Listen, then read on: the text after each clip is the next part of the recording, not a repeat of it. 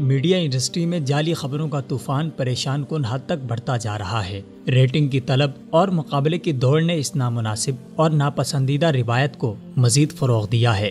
موجودہ دور میں میڈیا ریاست کا چوتھا ستون سمجھا جاتا ہے، جو معاشرے میں کسی بھی قسم کی کمزوری یا ضروریات کی نشاندہی کرتا ہے، لوگوں کے مسائل اجاگر کرتا ہے اور لوگوں تک حقائق پہنچانے کی ذمہ داری نبھاتا ہے۔ آج کے دور میں میڈیا بہت زیادہ تقویت اور اہمیت حاصل کر چکا ہے۔ اب میڈیا صرف ذرائع ابلاغ کی محدود اصطلاح تک نہیں رہا، بلکہ معاشرتی اور ذاتی زندگی میں بھی ایک ضرورت یا پھر مجبوری بن چکا ہے۔ ہر فرد کو میڈیا سے کسی نہ کسی سلسلے میں باخبر رہنا پڑتا ہے۔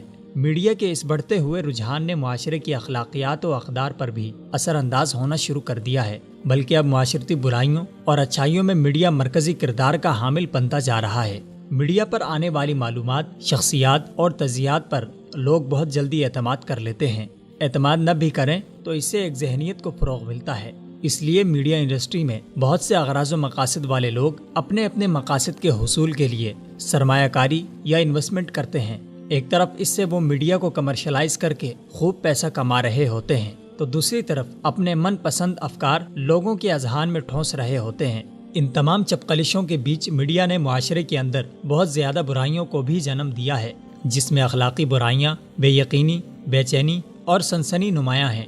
میڈیا کی سنسنی خیزی اور سب سے پہلے کی دوڑ نے جعلی اور بے بنیاد خبروں کا افسوسناک رواج ڈالا ہے۔ متعدد بار فقط مبہم اطلاعات کی بنیاد پر تفصیلی خبرنامہ اور اس خبر پر کئی پروگرامات بھی ہو چکے ہوتے ہیں، مگر بعد میں معلوم ہوتا ہے کہ وہ خبر تو دراصل جعلی تھی۔ بالخصوص بریکنگ نیوز کے کلچر نے تو صحافتی اقدار کا جنازہ نکال کر رکھ دیا ہے۔ میڈیا کے دیکھا دیکھی سوشل میڈیا پر بھی جعلی خبروں کا نہ تھمنے والا طوفان اب معمول بن چکا ہے، اور مین سٹریم میڈیا بھی اکثر و بیشتر سوشل میڈیا کی خبروں کو بنیاد بنا کر خبرنامہ نشر کر دیتا ہے۔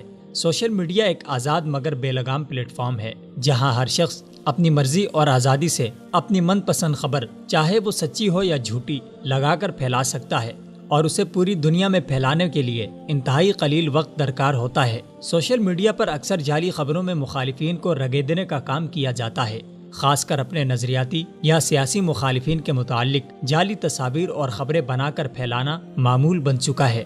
پاکستان بھی اس روش سے بری طرح متاثر ہے۔ ایک اسلامی ملک میں ایسی صورتحال انتہائی شرمناک اور قابل غور ہے، کیونکہ اسلام میں بغیر تصدیق خبریں پھیلانے کی سختی سے مذمت کی گئی ہے، بلکہ حضرت محمد مصطفیٰ صلی اللہ علیہ وسلم نے انسان کے جھوٹا ہونے کی نشانیوں میں سے ایک نشانی بغیر تصدیق کے بات کو آگے پھیلانا بھی بتایا ہے۔ سوشل میڈیا کے ساتھ ساتھ پاکستان کا مین سٹریم میڈیا بھی اس دوڑ میں پیچھے نہیں۔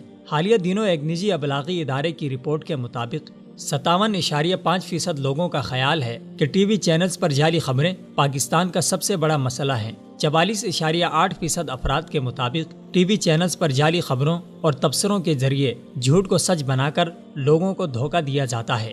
پاکستانی میڈیا اس وقت مختلف طبقات میں تقسیم ہو چکا ہے۔ ہر چینل اپنی مرضی کے نشریات اور اپنے مقاصد کے لیے بہت سی بے بنیاد باتوں کو پھیلاتا ہے۔ اس تمام صورتحال میں صحافت کے مقدس شعبے سے وابستہ افراد کو غور و فکر کی ضرورت ہے کہ وہ سوچیں کہ وہ اپنی ذمہ داریاں کس حد تک نبھا رہے ہیں اور اپنے دین اور ملک و ملت کی کیسی خدمت کر رہے ہیں۔